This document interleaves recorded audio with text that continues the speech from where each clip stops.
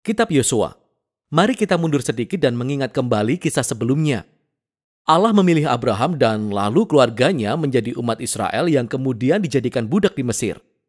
Jadi melalui Musa, Allah membawa bangsa Israel keluar dari Mesir. Allah membuat sebuah perjanjian dengan bangsa Israel di Gunung Sinai, dan Allah membawa mereka melewati padang gurun.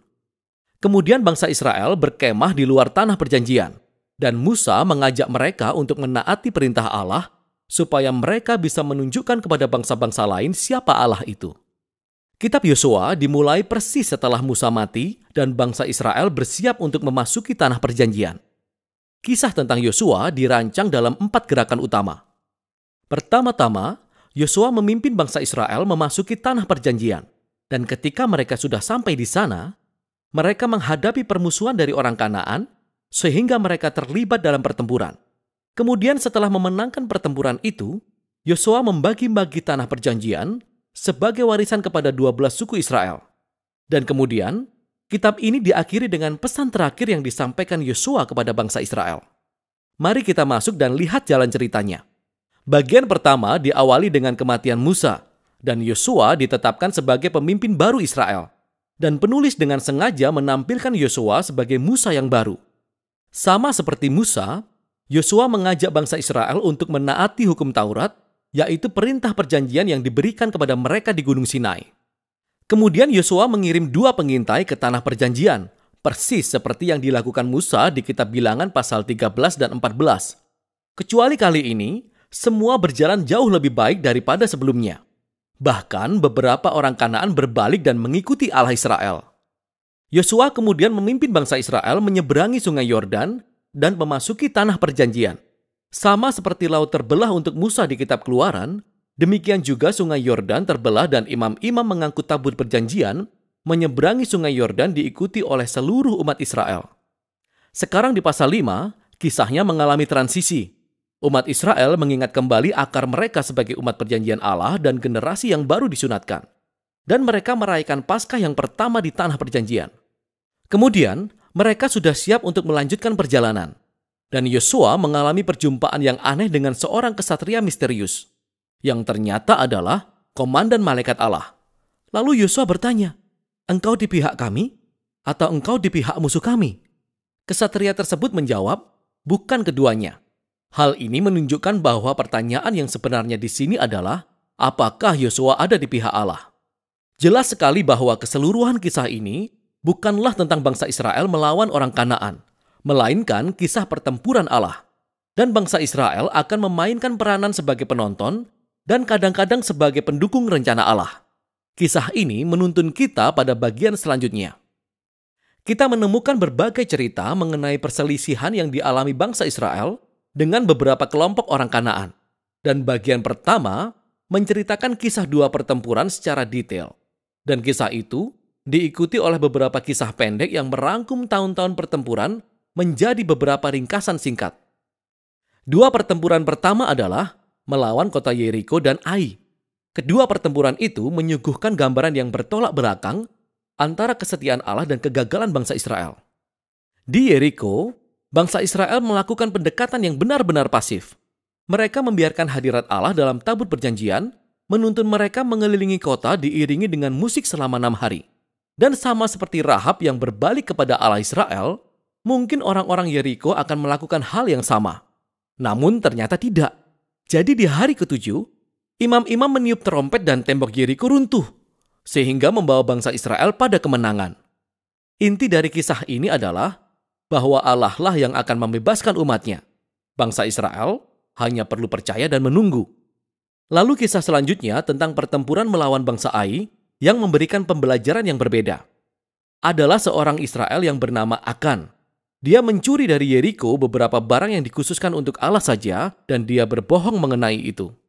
Ini adalah kejadian yang sangat timpang setelah semua yang dilakukan Allah untuk bangsa Israel. Jadi bangsa Israel bertempur melawan bangsa Ai dan mereka kalah telak.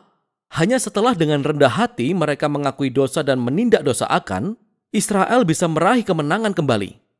Jadi kedua kisah ini diletakkan di depan untuk mengajarkan nilai yang penting.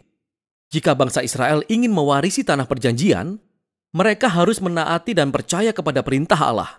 Mereka tidak mendapat perlakuan khusus. Paruh kedua dari bagian ini dimulai dengan orang-orang Gibeon, kelompok orang Kanaan, dan mereka bertindak persis seperti yang dilakukan Rahab, yaitu berbalik dan mengikuti Allah Israel, dan mereka mengadakan perdamaian dengan bangsa Israel. Tindakan ini sangat bertolak belakang dengan raja-raja Kanaan lainnya, yang mulai membentuk aliansi dan koalisi, dan mereka ingin menghancurkan bangsa Israel. Jadi bangsa Israel terlibat pertempuran dengan mereka, dan bangsa Israel meraih kemenangan besar. Jadi keseluruhan bagian ini disimpulkan dengan ringkasan daftar kemenangan-kemenangan yang diraih oleh Musa dan kemudian oleh Yosua. Sekarang, mari kita berhenti sejenak karena besar kemungkinan kisah-kisah ini dan segala kekerasan yang ada di dalamnya akan membuat kita terganggu. Dan jika kita adalah pengikut Yesus, kita pasti bertanya-tanya.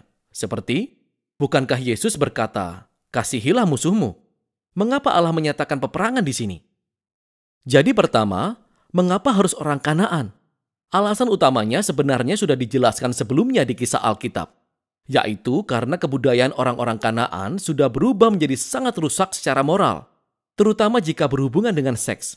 Lihat Imamat pasal 18. Mereka juga melakukan praktek pengorbanan anak secara marak. Lihat Ulangan pasal 12.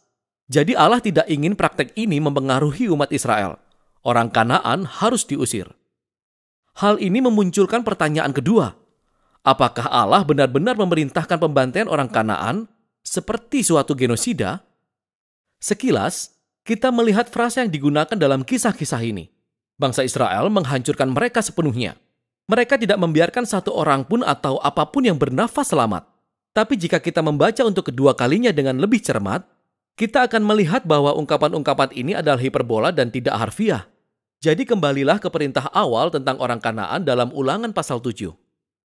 Israel pertama kali diperintahkan untuk mengusir orang Kanaan, tapi kemudian diperintahkan untuk menghancurkan mereka. Dan kemudian diikuti perintah untuk tidak kawin dengan mereka atau melakukan transaksi bisnis dengan mereka. Jadi mereka tidak bisa menikahi seseorang yang telah mereka hancurkan. Saya pikir Anda mengerti maksudnya. Hal yang sama juga terjadi dalam kisah Yosua. Perhatikan dengan seksama. Sebagai contoh, dikatakan dalam Yosua pasal 10 bahwa bangsa Israel tidak membiarkan satu orang pun selamat di kota Hebron dan Debir. Kemudian di pasal 15, kita melihat kota-kota ini masih didiami oleh orang-orang Kanaan. Jadi kita bisa melihat bahwa Yosua menyesuaikan dengan kisah-kisah pertempuran kuno lainnya dengan menggunakan bahasa hiperbolis dan tidak harfiah sebagai gaya narasinya. Jadi sebenarnya, kata genosida tidak benar-benar mewakili yang kita baca di sini. Apalagi jika kita mengingat kisah tentang orang-orang Kanaan yang berbalik kepada Allah Israel, seperti Rahab dan orang-orang Gibeon. Allah sangat terbuka kepada mereka yang mau berbalik kepadanya. Hal terakhir yang perlu dipikirkan adalah bahwa kisah-kisah ini menandai momen unik dalam sejarah bangsa Israel. Pertempuran ini terbatas pada segelintir kelompok masyarakat yang tinggal di tanah Kanaan. Dengan semua bangsa lain, Israel diperintahkan oleh Tuhan untuk mengejar kedamaian. Silahkan baca Ulangan pasal 20. Jadi, tujuan dari kisah-kisah pertempuran ini bukan supaya kita, para pembaca, pergi melakukan kekerasan atas nama Tuhan. Sebaliknya, kisah-kisah ini menunjukkan bahwa Allah membawa keadilannya atas kejahatan manusia pada saat yang unik dalam sejarah, dan bagaimana Allah membebaskan Israel dari pemusnahan oleh orang Kanaan. Sekarang mari kembali pada susunan kitab ini. Setelah beberapa tahun pertempuran, kita melihat Yosua yang semakin tua dan dia mulai membagi-bagikan tanah perjanjian kepada kedua belas suku Israel. Dan sebagian besar bagian ini adalah tentang penentuan garis batas. Jujur saja, ini sangat membosankan. Ini seperti membaca peta tanpa gambar. Tapi bagi umat Israel, penentuan garis batas ini sangatlah penting. Ini merupakan penggenapan atas janji Allah di masa lalu kepada Abraham, yaitu bahwa keturunannya akan mewarisi tanah perjanjian. Jadi kini janji itu digenapi sampai ke detail-detailnya, yang menuntun kita ke bagian akhir. Yosua memberikan 2 pidato kepada umat Israel. Pidato ini sangat mirip dengan pidato terakhir Musa di kitab Ulangan. Yosua mengingatkan bangsa Israel akan kemurahan hati Allah, bagaimana dia membawa bangsa Israel ke tanah perjanjian, dan menyelamatkan mereka dari orang Kanaan. Jadi, Yosua mengajak mereka untuk meninggalkan dewa-dewa Kanaan dan setia kepada perjanjian yang telah mereka buat. Jika mereka menaatinya, itu akan menuntun kepada kehidupan dan berkat di tanah perjanjian. Namun jika mereka tidak taat, Israel akan mendatangkan penghakiman Allah sama seperti yang dialami oleh orang-orang Kanaan. Mereka akan diusir dari tanah perjanjian ke dalam pembuangan. Jadi Yosua meninggalkan bangsa Israel dengan sebuah pilihan. Apa yang akan dilakukan bangsa Israel? Itu adalah pertanyaan besar yang muncul di akhir kitab ini. Dan itulah kitab Yosua.